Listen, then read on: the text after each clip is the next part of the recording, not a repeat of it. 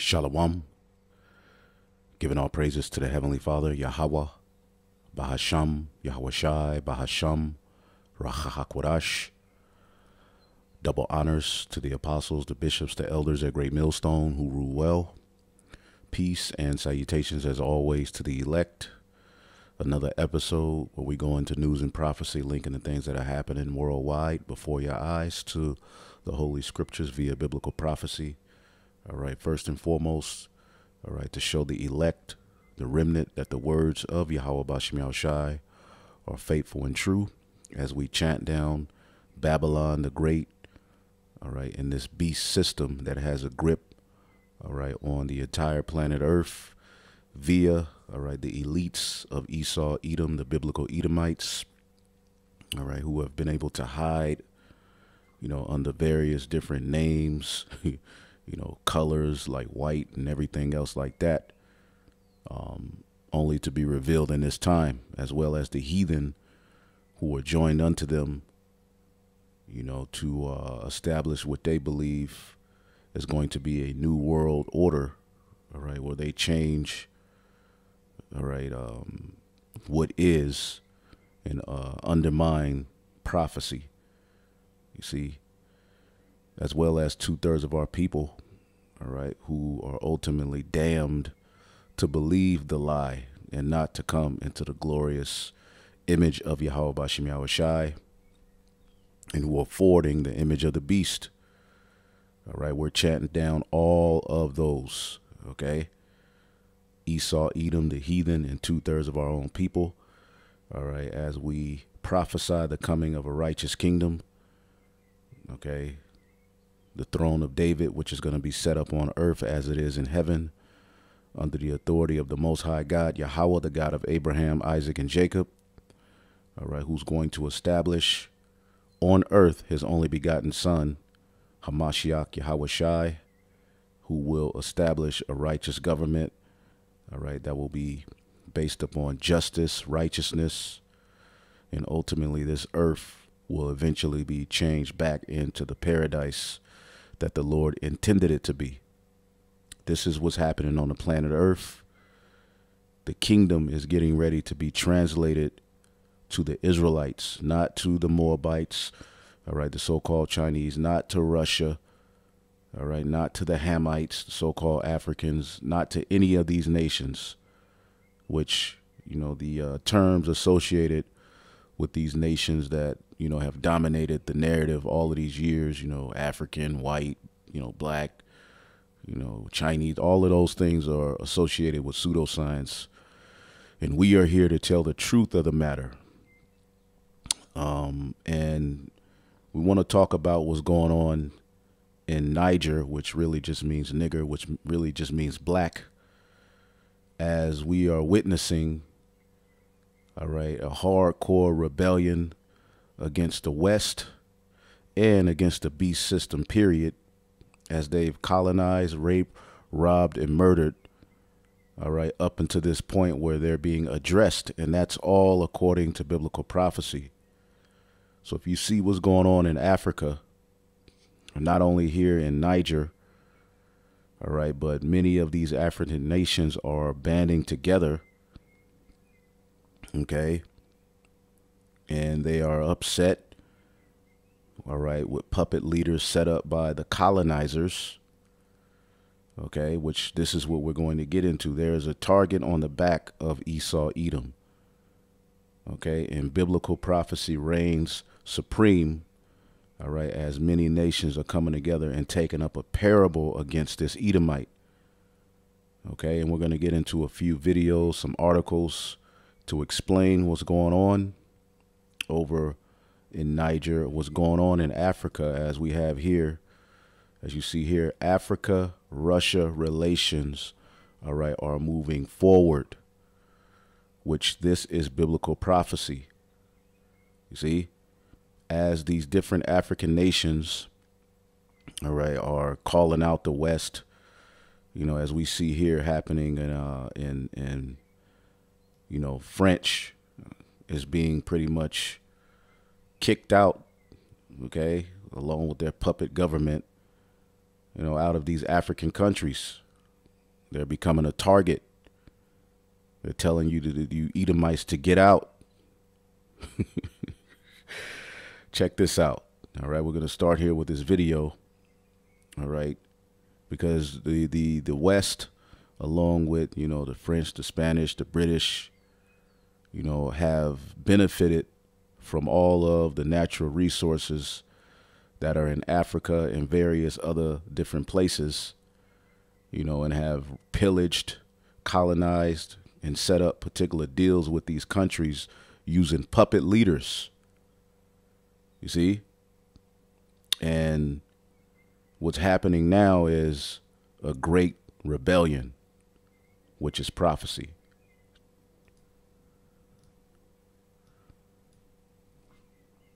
All right. Niger coup supporters attack French embassy. Now you have to ask yourself, why is there a French embassy? Why is there U.S. embassies all over the world? Okay. It is a result, all right, of ultimately colonization, okay, and ultimately setting up puppet governments and leaders in these countries that only work in the interest of America and the beast system. And these different nations who are rich in resources, okay, who don't benefit from the riches and the resources in their own lands, like Africa, all right, one of the most fruitful, you know, parts of the earth, you know, they're tired of it.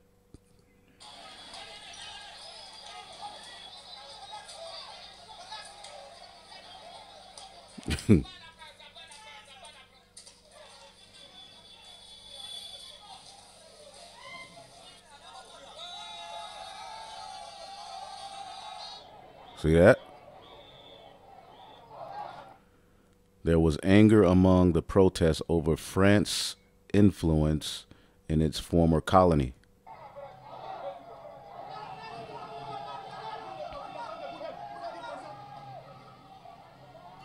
Some believe Russia will be a stronger ally in the regional fight against jihad extremists, which we know all of those extremists, all right, and all of that was set up by the West. Okay, everybody's waking up to you devils, man.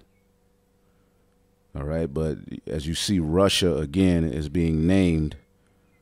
All right, and like that wicked satanic nigga Biggie Small said, as soon as he buy that wine, Russia is creeping up from behind. All right, and this is the perfect opportunity for Russia. All right, as we have here, let's play this real quick. Okay, Russia has a strong influence in Africa. All right, because it is all biblical prophecy. See here. And well crafted, and it represents the views that the various countries that were here put forward together with your views, and I believe that we've got a declaration that can take our relationship between Africa and Russia forward. For having us in St. Petersburg, we believe that it was successful, most successful. It was well organized, and the outcome is very, very good. The declaration was well negotiated and well crafted, and it represents the views that the... So pretty much, all right, as I believe 30 to 40, you know, African countries are trying to join the BRICS. All right. If you look here, African leaders urge Putin to end war. Putin promises free grain to 6 African countries. All right. Putin says ties with Africa a priority. So basically, what we're going to get into in this news and prophecy, first and foremost, is the fact that you're seeing a rebellion against the beast system. Okay, and these various different nations are going to ally with Russia as pertaining to biblical prophecy. Okay, let's get the book of Ezekiel 38 real quick, and then we'll get into the videos. All right. Ezekiel 38:2, Son of man, set thy face against Gog, the land of Magog, the chief prince of Meshech and Tubal. All right. The area of Turkey, Armenia. Okay. Prophesy against him because, we talk about Russia a lot. All right. But the Lord is still against Russia. All right. Russia is also, all right, forwarding that MOTB system. Russia, all right, in itself, they aren't righteous, all right, but they're just a better batch of Edomites, and they're going to be used as a catalyst to come against the West in this beast system, all right, and to get things broken up, as well as particular members of the EU and NATO are going to side with them, all right. The Lord is ultimately breaking up Esau's power structure so that their own sword can turn on themselves. You see? And we're here to speak these things into existence. It says, and say, thus saith the Lord, behold, I am against thee, O Gog, the chief prince of Meshech and Tubal, and I will turn thee back and will put hooks into thy jaws, and I will bring thee forth, all right, and all thine army, all right. So the hooks being put into the jaws is, symbolism of, a wild animal, ultimately being held back. Russia, if you remember the USSR, which is the reason NATO was created. NATO was created to combat, the power of the USSR, all right, which is associated, the Soviet Union, Russia, all right, which, the Cold War and all of that, which it never ended, but for years Russia was silent, all right, in the West, along with NATO, dominated. You see, and now we're living in the times where Russia is being brought back into that old Soviet spirit, which is a threat to the West and to NATO and the EU and stuff like that. So basically, all right, America and NATO, with all of the tough talk, they think they're still dealing with that old, weak, disbanded USSR, that wasn't really a major, player and all of that. But the Lord is bringing Russia back along, all right, with many things that are leading many nations to join unto Russia, which they're creating and forming their own beast system. Even, all right, this whole BRICS thing, which ultimately is going to take more than that to get around the U.S. dollar. It's going to take a catastrophic event. But the sentiment with the BRICS is that these nations are trying to figure out a way around, all right, the U.S. dollar. So it's all speaking to biblical prophecy anyway, all right, which ultimately is the bankers that are at the forefront of all of this anyway, all right, but they're soon going to find out that they're not in control, all right. So the Lord said, I will turn thee back and put hooks into thy jaws, and I will bring thee forth and all thine army, horses and horsemen, all of them clothed with all sorts of armor, even a great company with bucklers and shields, all of them handling swords. Persia, Iran, all right, which they're locked and loaded. They're down with Russia. Okay, they're a part of the BRICS. Ethiopia, all right, which has ties with Russia. Okay, Russia's training their military up. Russia has embassies over in Ethiopia, okay, which is an African country. Okay, Libya, all right, another African country. Okay, just giving you the sentiment, all right, that Africa is going to side with Russia, all right, and all of them are going to come against the West. All of them with shield and helmet, okay? Gomer and all his bands, the house of Togarmah and the north quarters with all his bands, and many people with thee. So Turkey, Germany, which have all been hit, by recent, what's that word? Recent sanctions that have been put on, Russia. All of these countries, are going to eventually rebel against, all right, their own, alliance and side with Russia. See, be thou prepared and prepare thyself, thou and all thy company that are assembled unto thee, and be thou a guard unto them. So Russia is going to be a guard to these many nations, all right, and be the catalyst to lead this rebellion in the latter days against, all right, Israel, against the West, all right, and it's going to be a major player in this beast system being broken up. Okay, as you can see here, Putin is promising grain to these African countries. Now, why are these African countries in need, all right, so badly when they're rich in all of these resources? Well, that goes back to what we're dealing with here. Okay, as you can see, this attack on the French embassy, all right, these African nations are pissed off, man. Okay. They're pissed off, man. And the sentiment is you Edomites are the problem. Okay? You Edomites are the problem. Met within 1 week. Take all measures necessary to restore constitutional order in the Republic of Niger. Such measures may include the use of force. See? They're cutting ties. As you can see here, Niger, junta revokes military deals with France. Okay? As you can see here, like recent coups, all right, in neighboring Burkina Faso and Mali. Last week's military takeover in Niger came amid a growing wave of anti-French sentiment, with some locals accusing the former colonial ruler of interfering in their affairs. So his ill dealings are being addressed. Okay? It says France has between 1,000 and 1,500 troops in Niger helping to fight, all right, an insurgency by groups linked to Al-Qaeda.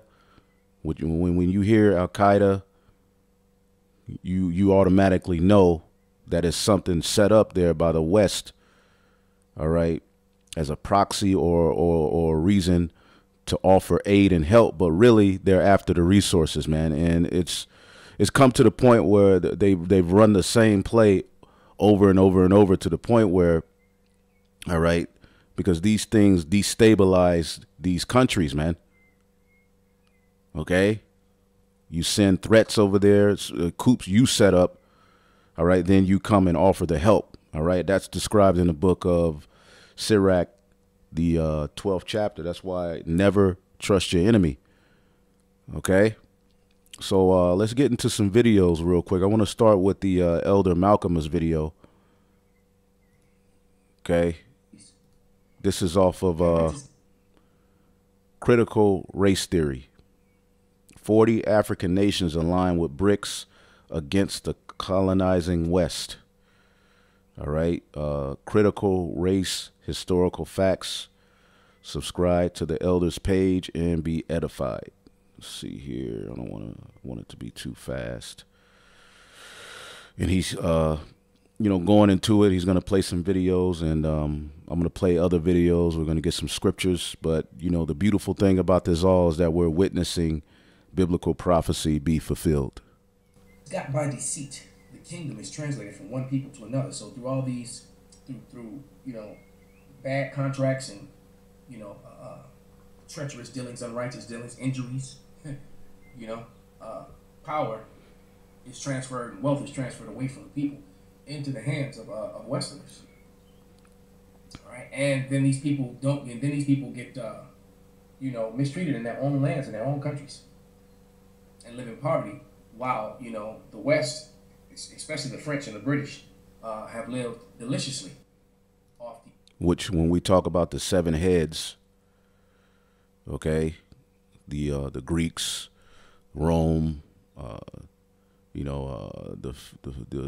Spanish, the French, Germania Major, Germania Minor, the British, okay, which that's the 7, and America came out of the British.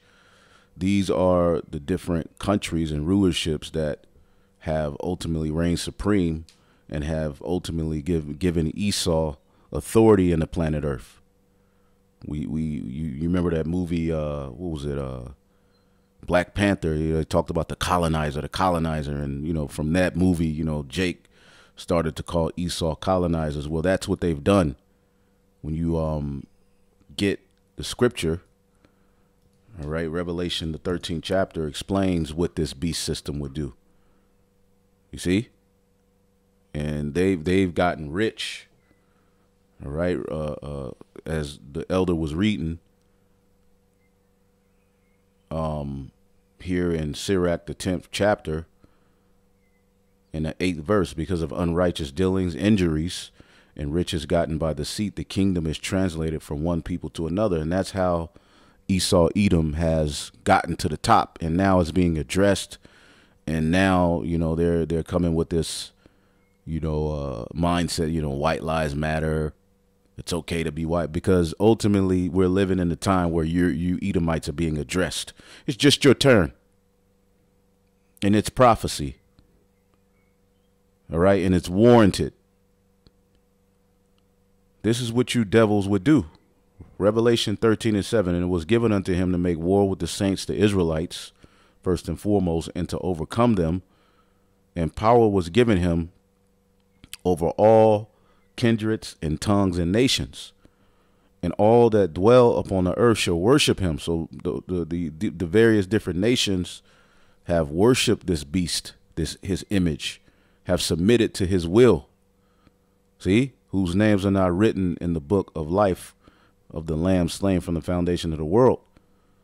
You see, and now as we get deeper into prophecy, many of these different nations, all right, as we read in Obadiah.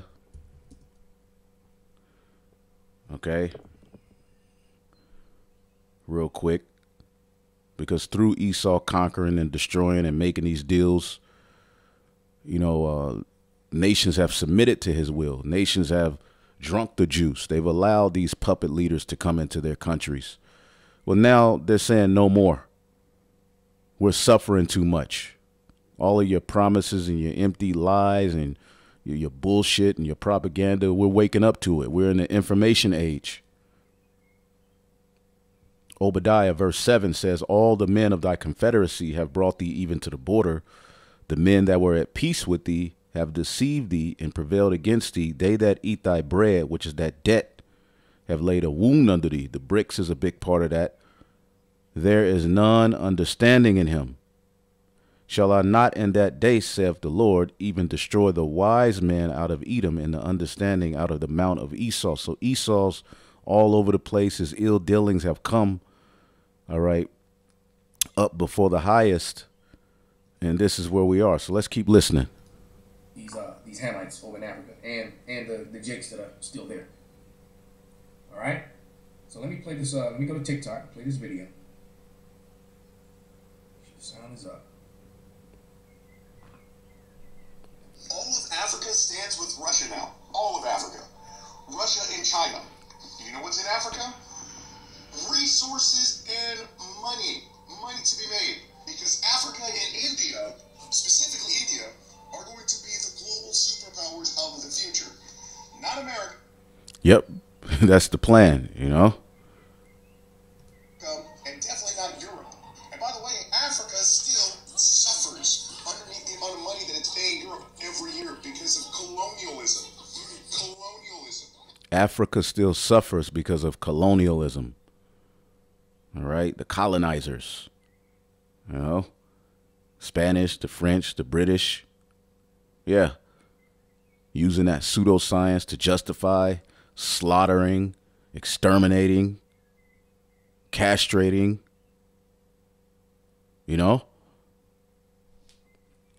doctrine of discovery, all of that. All of these nations are still suffering from that.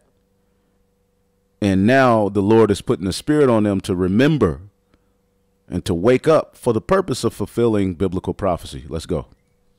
1700s colonialism. Now that they're standing up on their own, guess what? They want their own money, their own people. They were thriving before colonialism. Now they are making their own money, and they're like, oh, we want to keep this. What are these people doing in our country? They're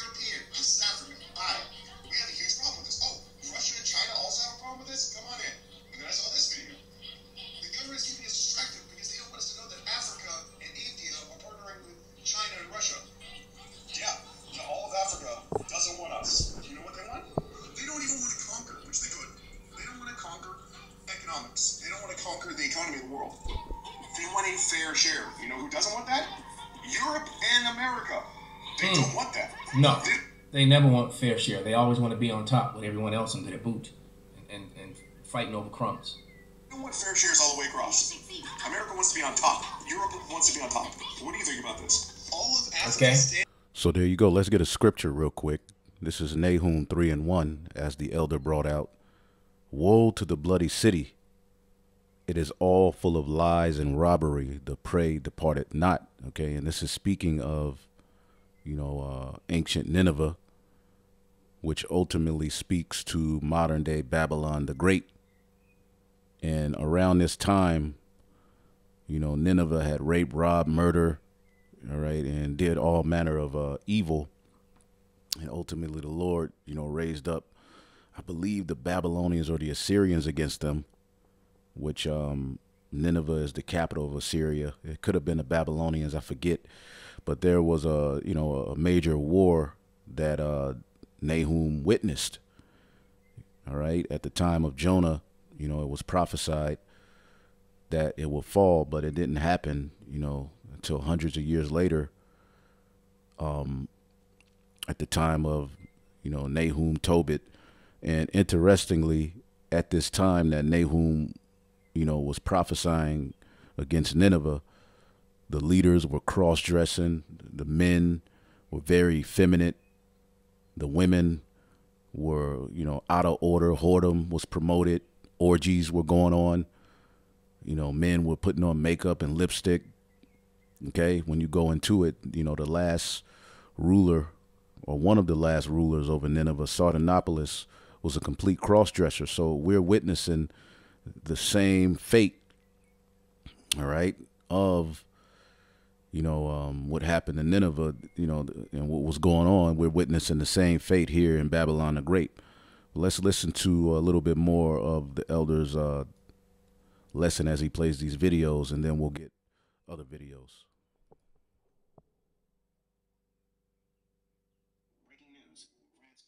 Rescue mission for their spies, citizens in Niger.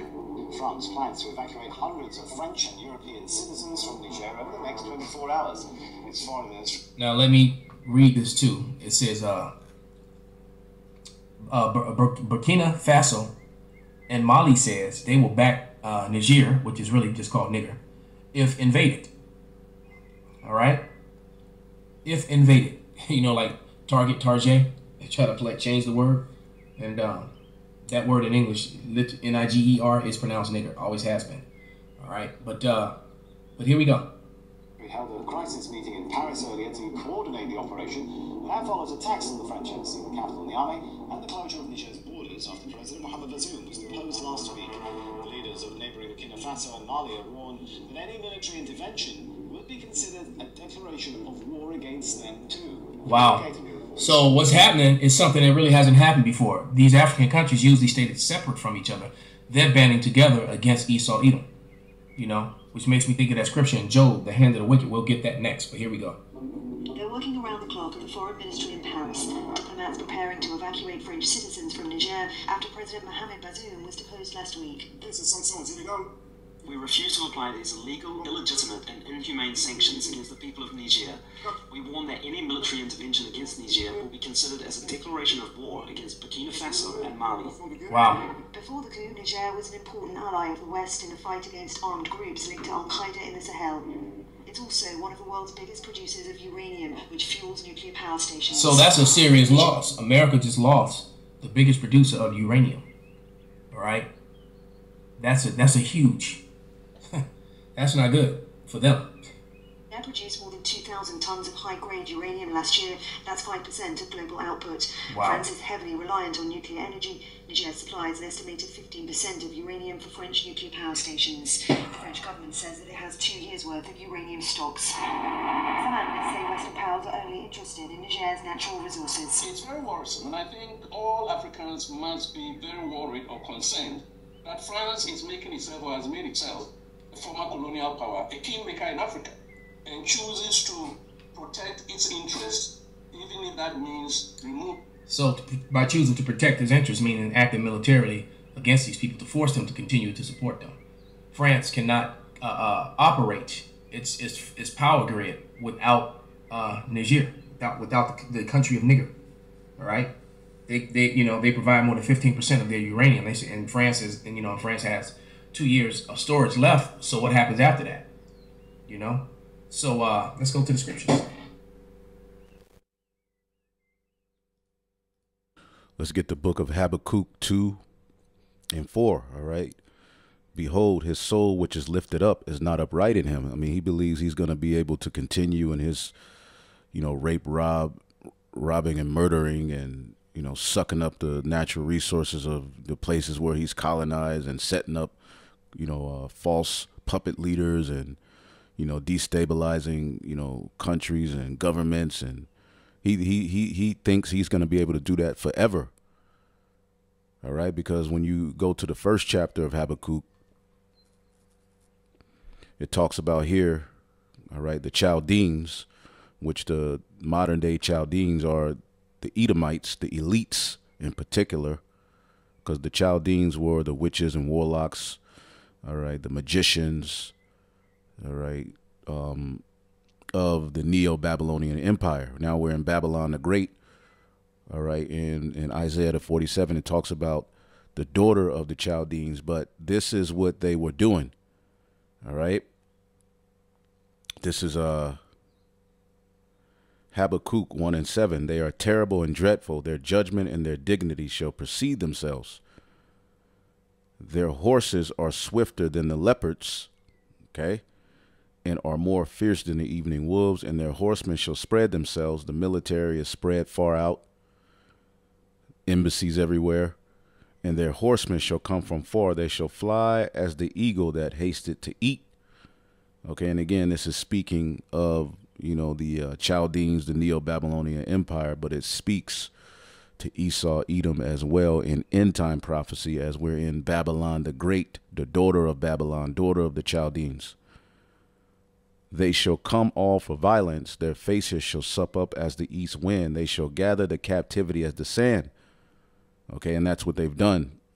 They have all people under, this stronghold, and now they're trying to complete it, with this digital beast system. And they shall scoff at kings, and the princes shall be a scorn unto them, and they shall deride every stronghold. You see that? Deriding strongholds through propaganda like Al-Qaeda. All of a sudden this particular group pops up in your country, okay, trained by, which it came out that, the Obama administration were training Al-Qaeda, but whatever. Then, because you're in ties with the beast system, all right, they say we'll send over aid, but really the whole time they got their eyes on your resources. It's the oldest trick in the book, They bring feminism, they bring democracy, they bring all manner of things to these countries for the purpose of destabilizing them. All right. And then a war breaks out. All right. And who pops up? Halliburton. And the next thing you know, you look up, you have no control over any of the resources in your own land. And all of the businesses benefit the beast and not your own people. Okay. So they shall deride every stronghold, for they shall heap dust and take it. Then shall his mind change, and he shall pass over, offending, imputing his power unto his God, Satan. Okay, so going to this next chapter, and even in this chapter, as you keep reading, verse 12, art thou from everlasting, O God, mine holy one? We shall not die. O Lord, thou hast ordained them for judgment. He set up, the Babylonians, the Chaldeans, to judge us. Almighty God, thou hast established them for correction. All right, but there's another side to that, just like there's another side to Esau, Edom being established to correct us. All right. Thou art pure, all right, eyes. Thou art of pure eyes then to behold evil, and canst not look on iniquity. Why then lookest thou upon them that dealest treacherously, and beholdest thy tongue, and holdest thy tongue, when the wicked devour the man that is more righteous than he, and makest men as the fishes of the sea, and creeping things that have no rule over them, And this is what the wicked have been able to do, rule over the people as if they're fish. They catch them, all right, as it says here, they take all of them up with their angle, all right, which the angle is the hook, which is the lies.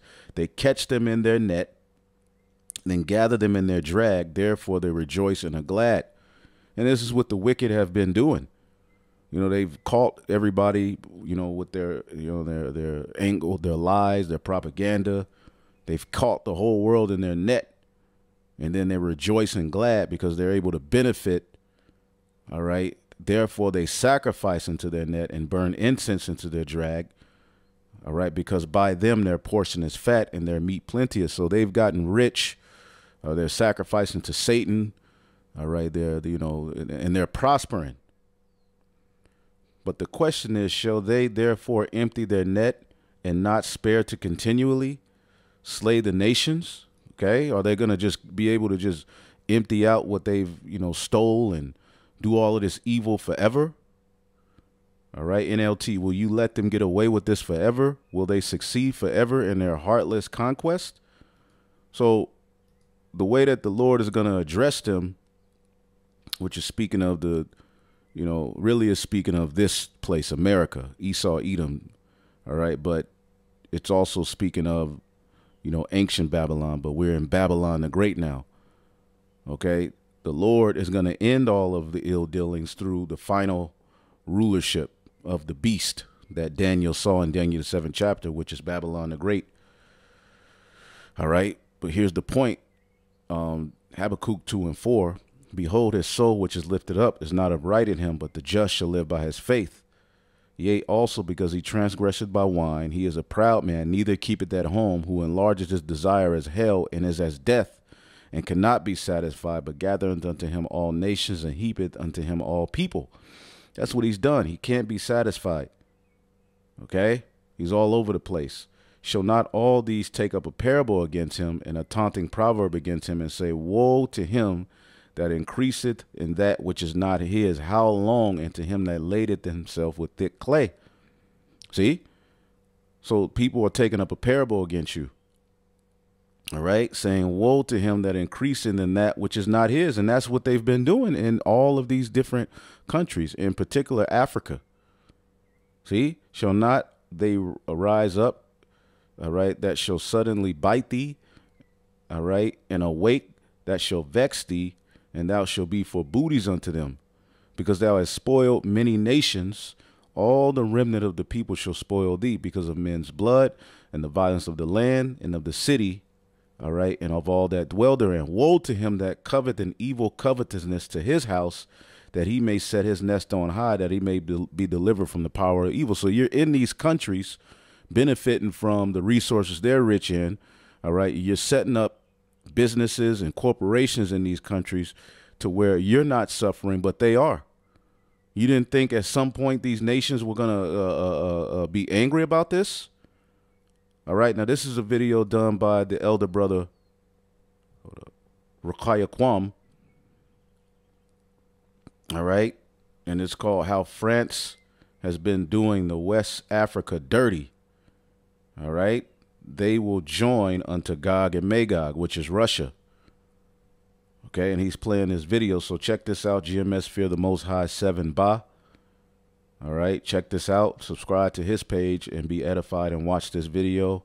Watch the video the other elder did, Elder Malcolm, Critical Race Historical Facts. Okay, and that video was called 40 African Nations Aligned with BRICS Against Colonization. Okay. Pressure because of the immigration from Africa. He said, you're the reason for this immigration out of Africa, because you're the one destroying these countries with your post-colonial policies. And they were right. And this is going to explain exactly what France has been doing. The French Empire was one of the most powerful in human history. At its height, it controlled almost 10% of the world's land area. From Southeast Asia to West Africa, the country we today associate with baguettes and cinema was a dominant global power. And that was particularly true in Africa. France oversaw territory spanning 17 modern-day nations, from Morocco to the Congo. Under the banner of a civilizing mission, France oversaw brutal occupations that engorged the wealth of the empire and left a terrible legacy for ordinary Africans, marked by slavery, extraction, and... Terrible legacy. The people don't rate it. and that's making it easy for Russia. Murder. And today, France's empire in Africa is still around, in a streamlined, more profitable, and even more exploitative form. Let me explain. In the aftermath of the Second World War, there was a wave of decolonial movements sweeping across Africa and Asia. And the French, humiliated by their defeat and occupation at the hands of the Nazis, were eager to maintain their empire. So they responded to revolts in Algeria, Indochina, and Madagascar with brutal reprisals. Maintaining foreign holdings became increasingly difficult. By 1960, France was forced to grant independence to almost all its colonies. But something really important happened in Africa. Basically, the leadership of France decided to keep their empire in Western and Central Africa intact in everything but name. The plan was simple. When an African country gained its independence, it was made to sign a so-called cooperation agreement with France, which would outline the nature of their relations moving forward. In exchange for French foreign aid, African countries were required to give France rights over natural resources, allow France to maintain troops in their territory indefinitely, and, most importantly, keep these countries' currencies linked to France's currency, the franc. So you see, all this time, this is what I'm trying to say. All this time that this devil's been pretending that they've changed and we're good people now. They never changed. They never changed, man. That's what I'm saying. It's all smoke and mirrors. It's the same devil doing the same things. And now the people have had enough. Instead of having their own currency, they were to use the franc of the financial community of Africa, which is now called the CFA franc. The French framed these cooperation agreements as a choice, but they were also clear about the consequences of defiance. When the leader of Guinea, a socialist named Sékou Touré, rejected the cooperation agreement with France and declared that he preferred to be poor in freedom than rich in slavery, the French government decided to make an example of him. They cut all foreign aid to Guinea and did everything they could to destabilize the government. They launched a secret campaign to print fake Guinean banknotes and flood the country with them. Now they cut foreign aid to Guinea. What Guinea will do is there's a whole coalition with a massive ass GDP on the other side willing to help Russia, China, India, Brazil. Do you see how it's changed now? One French spy later bragged, the operation was a total success. Guinea's economy, already very weak, never fully recovered. The French said that these countries existed within the so-called French community, but the policy would come to be known more widely as France-Afrique. It was about having their former colonies in a position that was maximally advantageous to French interests. Many of the first generation of post-colonial leaders in former French colonies had essentially been installed by the French. They spoke French, had spent time in France, and were well integrated with French elites. Jacques Faucart, a French diplomat, oversaw French relations with Africa for almost 30 years and built a huge web of client relationships with African leaders, using corruption and covert operations to make them loyal subordinates. When local political orders were threatened, the French weren't afraid to protect their hand-picked dictators. Since 1960, France has invaded Africa more than 50 times. Look at the Central African country of Gabon as one example. Gabon is particularly important to France because it has a huge supply of oil and an even bigger supply of uranium. Among the African colonies, Gabon was historically one of the very closest to France. In 1967, a man named Omar Bongo became Gabon's president, soon turning the country into a one-party dictatorship. And Bongo was intimate with France. He'd been appointed after flying to Paris for what was basically a job interview with the president. So, under Bongo, France and Gabon enjoyed a relationship that benefited both sets of elites. Gabon's oil was pumped by the French state-owned oil company ELF, and its uranium went right into France's arsenal of nuclear weapons. In return, France subsidized Gabon's budget, especially the parts that flowed into the pockets of Omar Bongo and his family. At one point, Bongo was worth over $130 million. Gabon, meanwhile, remained poor and underdeveloped. Under Bongo, it had one of the highest infant mortality rates in the world.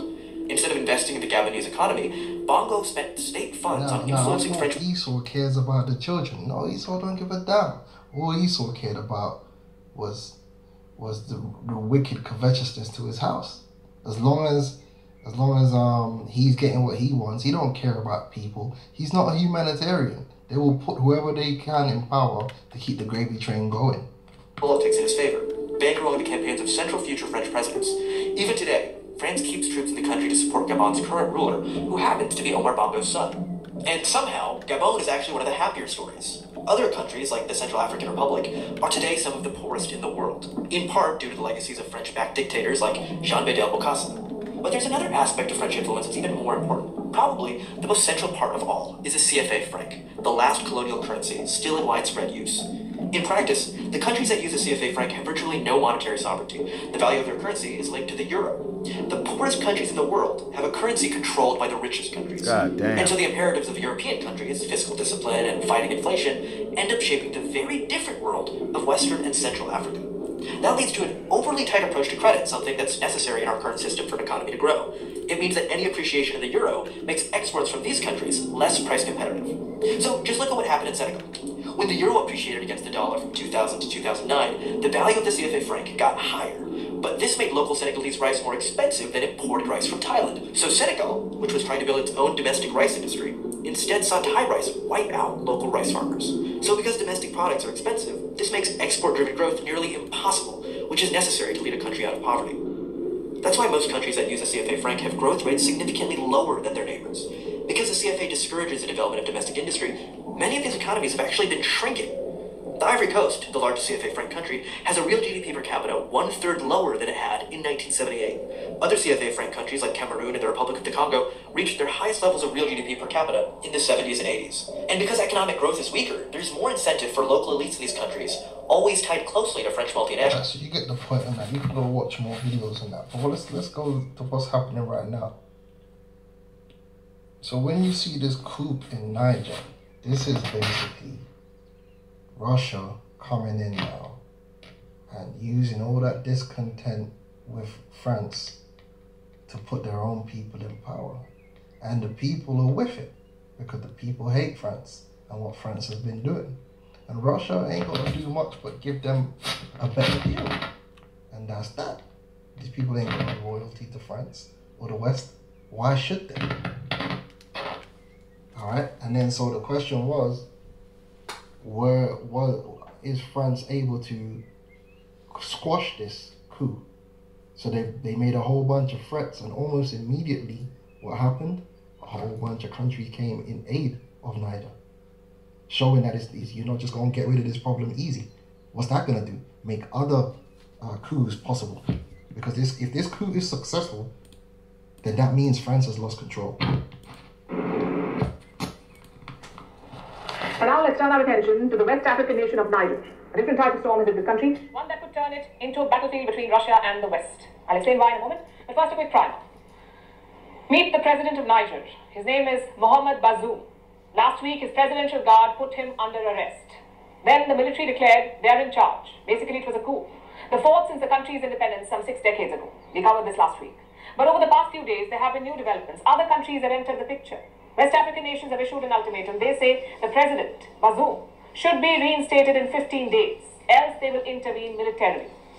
The country of Chad is a neighbor of Niger. Their president is visiting. He's talking to the military leaders who pulled off the coup. Meanwhile, the French embassy in Niger has also come under attack. Supporters of the coup threw stones at the embassy. They even tried to start a fire outside the compound and burned the French flag outside the building. What explains this protest? The Niger was once a French colony. French forces are still deployed in the country. The protesters want them to leave. They blame France for their problems, for the state of insecurity in Niger, and for the rampant militancy in West Africa. And amid all of this, something very interesting was observed. Listen, look at this. In fact, supporters of the coup were seen carrying Russian flags.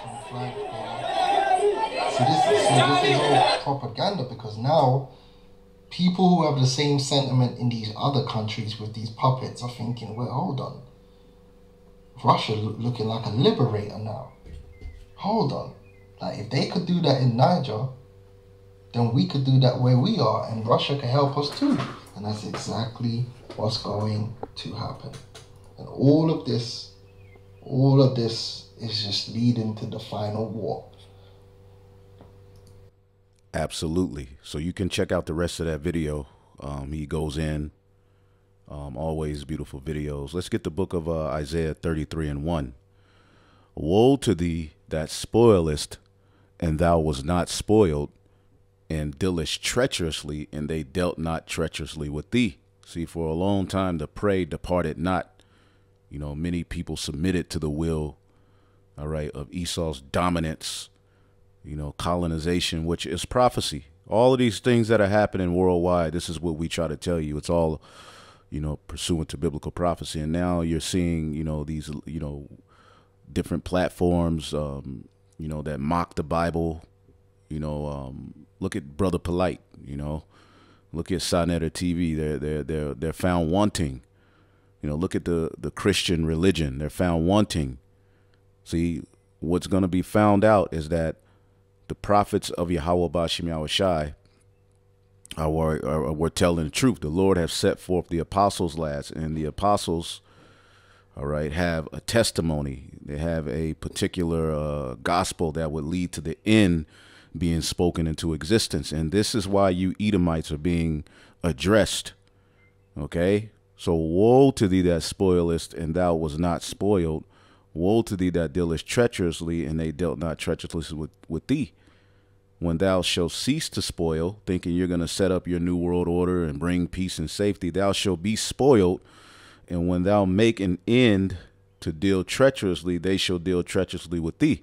And it's too late for, peace talks. It's too late for trying to threaten, with the sword. And, because France is now like, well, we got other African countries coming to our aid.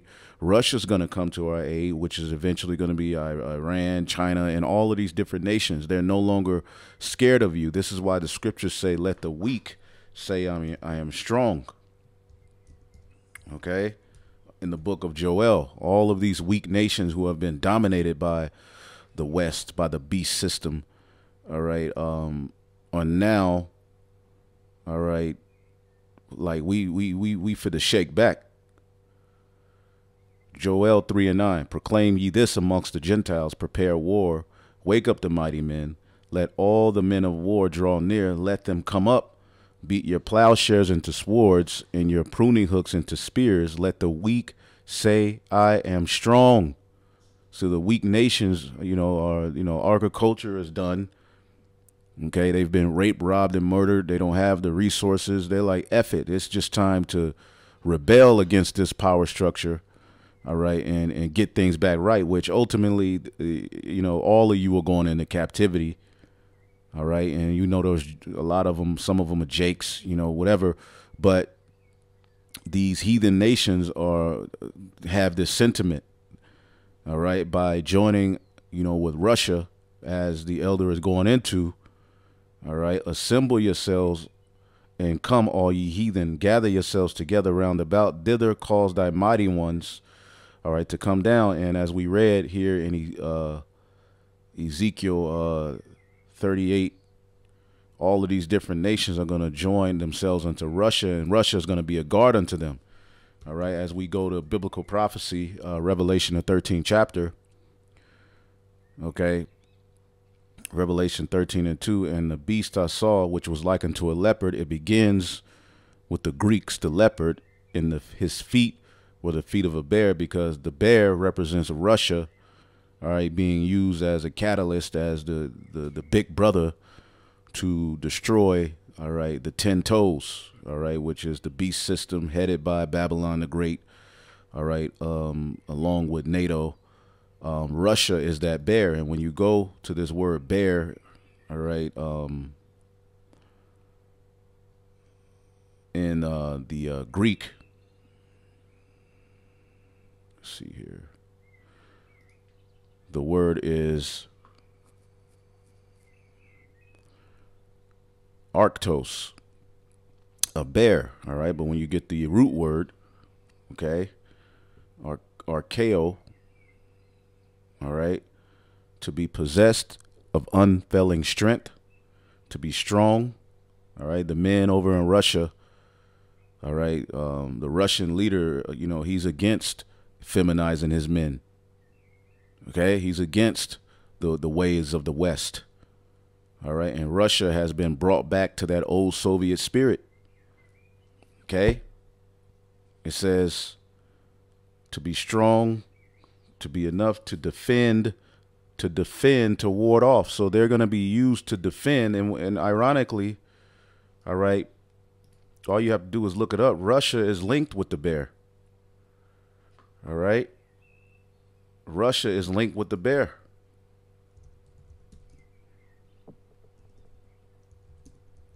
Okay. Russian bear symbolism. When you go into the Russia, they're linked with the bear, even in a carnal sense. So in spirit, they're likened it to a bear as well, as we just read in Revelation, the 13th chapter. Okay, we'll give that time to load. Give me 1 second here. Boom. As you see here, Russian bear. Okay. Why is the bear a symbol of Russia? Well, ultimately, that's the spirit the Lord put on them. All right. And they're going to be used in these latter days, all right, as a defender to ward off these Western nations, as well as these, you know, the members of the beast system who've colonized. Okay, Russia's basically going to come with a better deal. All right, he's going to, you know, aid them up militarily. Okay, set up embassies over there. All right, and the puppet leaders of the French and of the West, all right, are going to be ultimately, you know, moved out of the way. This is all biblical prophecy. Okay, this is another video.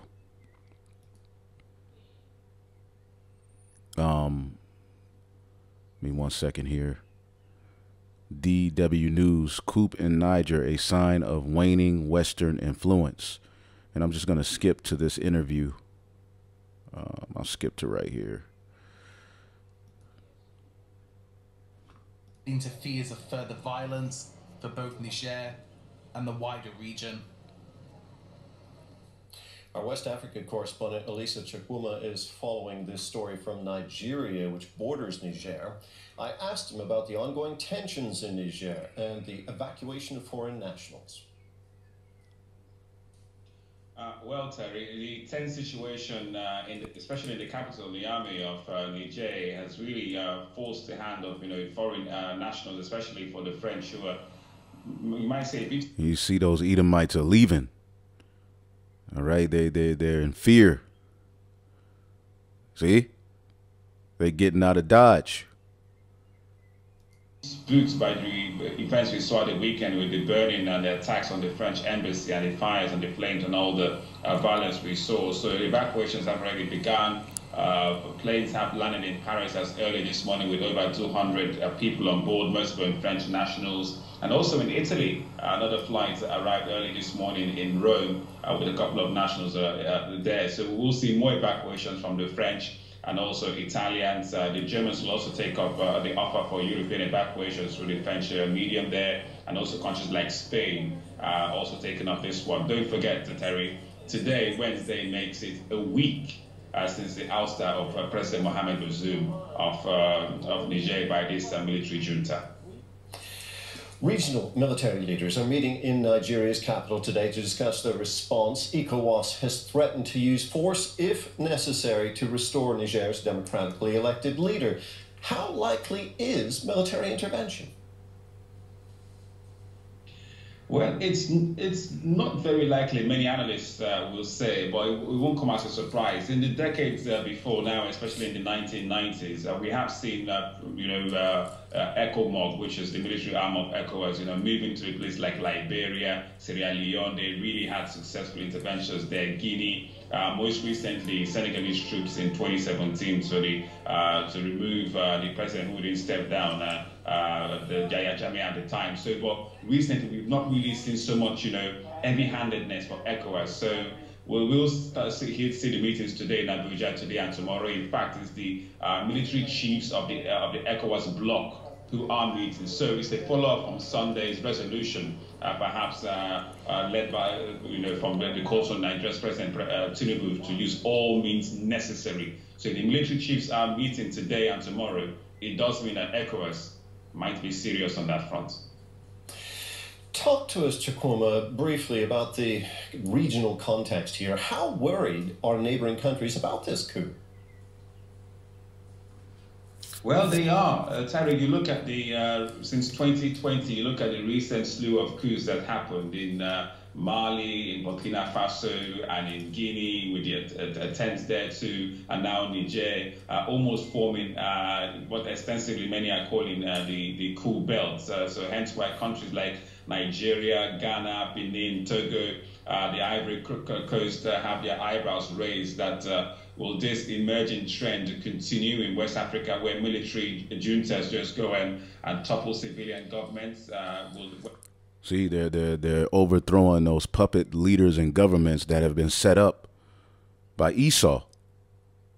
You see? And you can keep watching this, All right. But again, these other, countries, they're like, man, shit. Well, we gonna do it too. We gonna do it too. Again, this is all the weak saying I am strong, man. All right. And a lot of these are Jakes. All right. But it's in the, because Jake was scattered, amongst them. All right. But at the end of the day, it's biblical prophecy, man.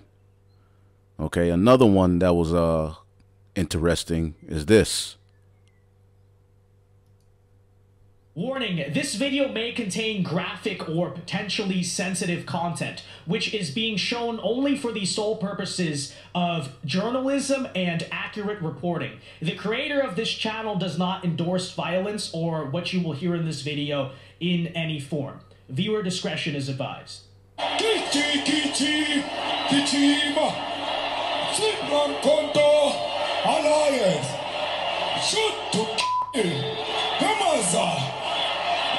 The poor, the farmer. Look at the title, genocidal chant about Edomites spark outrage in South Africa. All right. And you're going to, in a minute, understand what they're saying here. The poor, the farmer. Brr, pa, pa, brr, pa, pa. Attention. Well, folks, I'm probably going to get in trouble for doing this video, but frankly, I don't care. I don't care if it's politically correct or not, because the truth of the matter is that if this were any other race of people besides white people, this would be the biggest story in the world right now. But of course, because it is white people, not only do people not care, but they actually will label you an alt-right conspiracy theorist, racist or something for simply watching a video like that and being concerned about the safety of the Boers of the white minority in South Africa. But regardless, we are going to talk about this because it absolutely does matter. And I think a big reason they don't want us to pay attention to this or notice this is because, let's be real, it's coming to the Western world sooner or later, this type of rhetoric, this type of attitude, which of course translates into action. So today, I don't care, we are going to talk about it. That video you just saw in the beginning is of the communist left-wing opposition leader in South Africa. So this is a political leader, opposition, sure, but still a political leader nonetheless, chanting very openly in a large crowd of people to, as you heard, shoot and kill the Boer. The Boer are South Africa's white minority, so essentially... You see that? All right, how did they get over there? How did they get over into South Africa and become, all right, the #1 farmer, own all of the land? Huh? Colonization, man. And it's all biting you in the ass, man.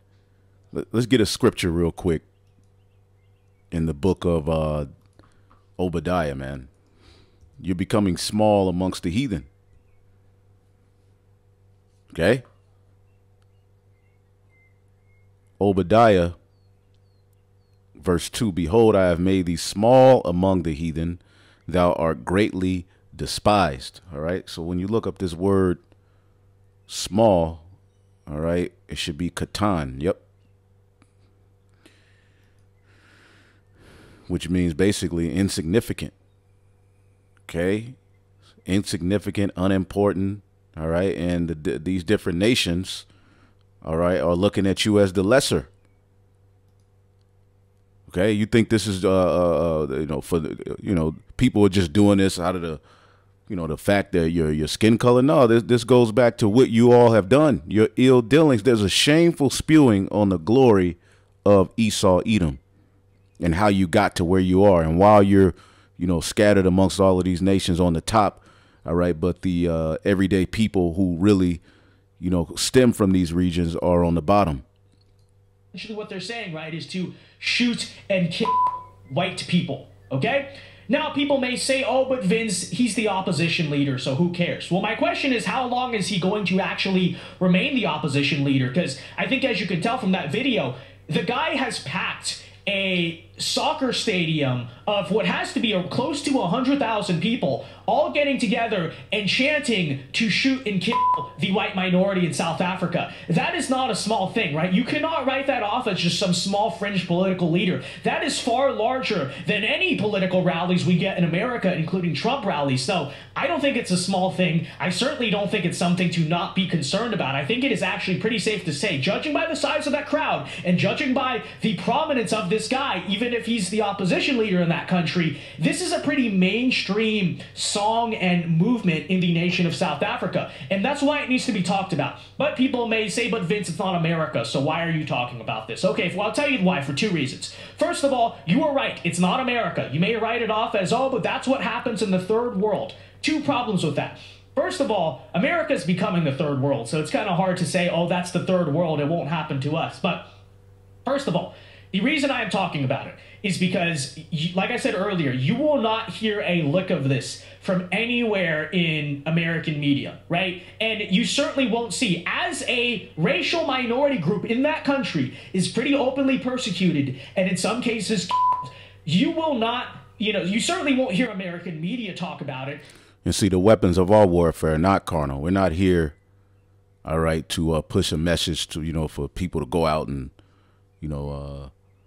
off all right? But this is biblical prophecy. This is what we're here to tell you. See, the weapons of our warfare are not carnal, but mighty through the pulling down of strongholds, which, stem from Esau, Edom. But look at this comment. It is insane how much Edomites are being hated today coming from a black person. I support y'all. Yeah. And see, these are the days we're coming up on. You're not going to be able to come to the aid and save Esau, man. Okay? You're not going to be able to save this guy. Second Edges 7:43.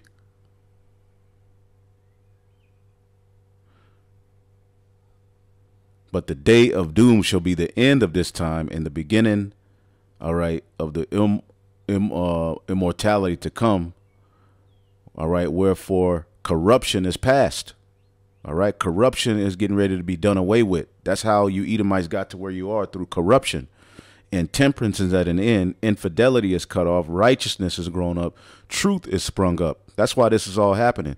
Then shall no man be able to save him that is destroyed, Esau, Edom, nor to oppress him that have gotten the victory. See? You certainly won't have the U.S. government boycotting the regime of South Africa. You will not have the CIA interfering in their elections, trying to stage a coup, trying to justify regime change in that country. You will not see any of this. And you certainly will not hear calls from the Biden administration to take in refugees from South Africa. I really wonder why that is. It certainly couldn't have anything to do with the fact that the skin color of the persecuted minorities there is politically and culturally inconvenient. Right? That's reason number one. Reason number two, though, and I think what's arguably more important, is that, like I said, if we are not careful, these types of scenes and ultimately the consequences of stuff like that is absolutely coming to the United States, right? Because we see the type of rhetoric pushed against white people in this country now, right? For now, we call it critical race theory. For now, we say it's wokeness, and, we're kind of told that white people are bad, but you don't hear that very explicitly said. But my question is... There's a shameful spewing on the legacy of Edomites, and there's nothing you could do to save them. All right. This is Psalm 75:4. I said unto fools, deal not foolishly, and to the wicked lift not up the horn. And that's what these devils have done. They've lifted up the horn. Now everybody wants to come to their aid. Ultimately, the scripture says, prepare slaughter for his children, for the iniquity of their fathers. Lift not up your horn on high. Speak not with a stiff neck. And that's what this beast system has done. For promotion cometh neither from the east, neither from the west, nor from the south. But God is the judge. He putteth down one and setteth up another. And you're getting ready to be put down. Okay, so there's a wicked legacy tied to this beast system headed by America, which is Babylon the Great, the NATO, the EU. You're not innocent. You see? And you're not white, you're Edomites. For in the hand of Yahweh there's a cup, and the wine is red, it is full of mixture, and he poureth out the same, but the dregs thereof, all the wicked of the earth shall wring them out and drink them. But I will declare forever, I will sing praises to the God of Jacob. The horns of the wicked will I cut off, but the horns of the righteous shall be exalted. So your power is getting ready to be taken away. Okay? Job 20 and 22, in the fullness of his sufficiency, he shall be in straits, and every hand of the wicked shall come upon him. And that word wicked is the laborer. Okay, the wretched one. When he is about to fill his belly, God shall cast the fury of his wrath upon him and rain it upon him while he is eating. This is why all of these things are going left. Things are going wrong. It's not working out as these devils planned it. And it's only going to get worse. All right. And there's nothing no one is going to be able to do to save this devil. Okay. Another good video to watch. You can finish that if you want. You know, you see the titles.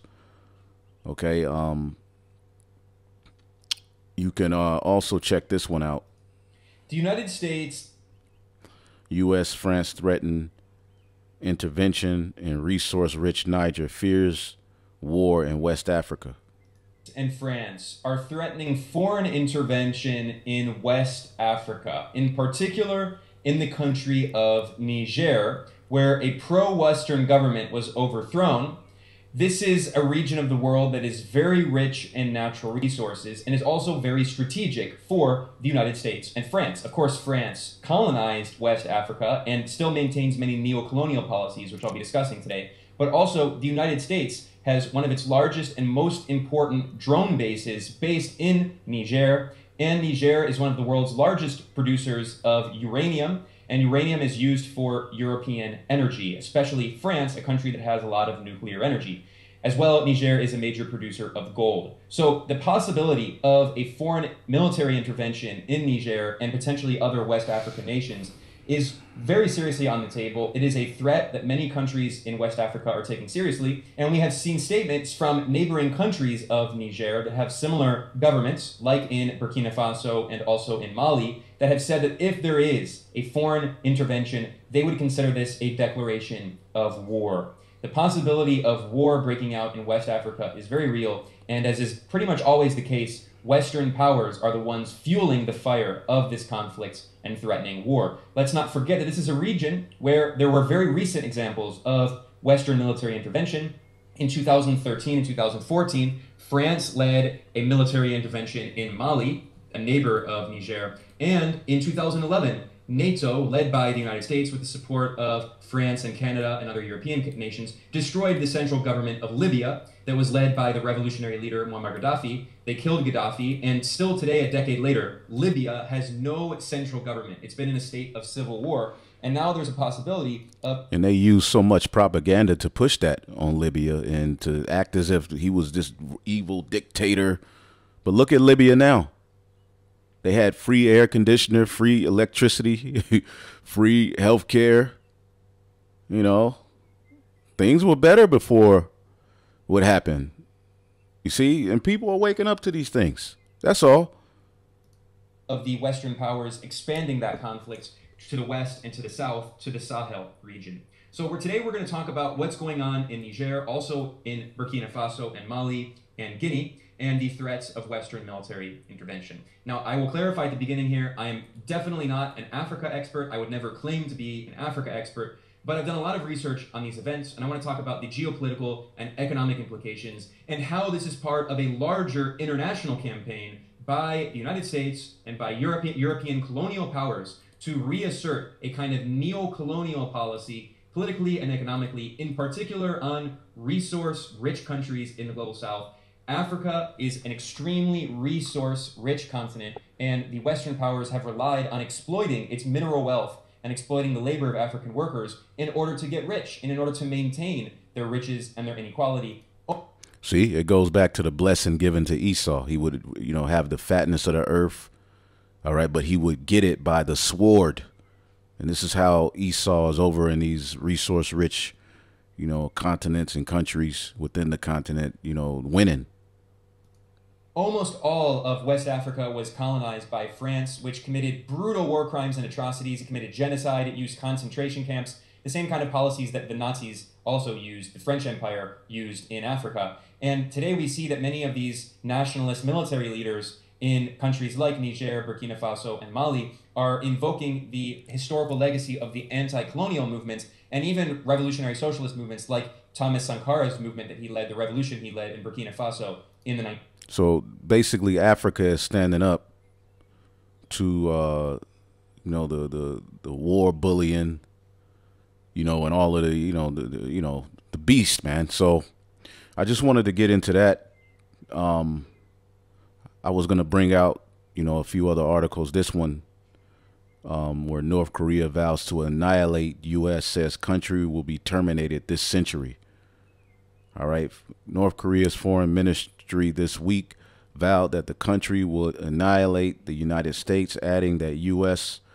would be determined or terminated this century. So should the U.S. choose to offend our republic, we will annihilate them by using all our military power we have gathered so far, North Korean diplomats said in a statement Thursday. So you can keep going, but this is where we are. So hopefully I'll edify on to the next. Shalom.